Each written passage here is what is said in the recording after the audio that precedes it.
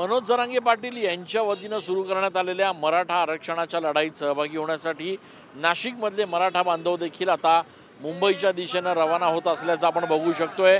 नाशिकच्या कालिका माता मंदिर परिसरातून मातेचं दर्शन घेतल्यानंतर हे सगळे आंदोलक जे आहेत ते आता मुंबईच्या दिशेनं रवाना होत आहेत। आपण दृश्यांमध्ये बघू शकतो की गाड्यांमध्ये हे सगळे जे आंदोलक आहेत ते आता मुंबईच्या दिशेनं रवाना होत आहेत।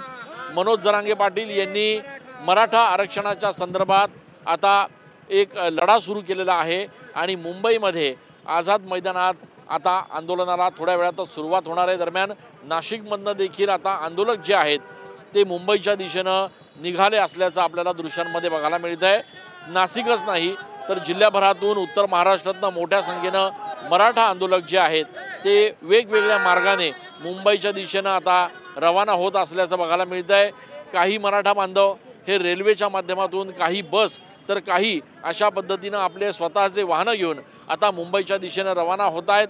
आज दिवसभर जे काही आंदोलन या ठिकाणी मुंबईत चालणार आहे त्या आंदोलनात सहभागी होण्यासाठी हे सगळे आंदोलक जे आहेत ते आता मुंबईच्या दिशेनं रवाना होत असल्याचं बघायला मिळत आहे। कॅमेरा पर्सन खुशाल पाटीलसह मी चंदन पूजा अधिकारी TV9 मराठी।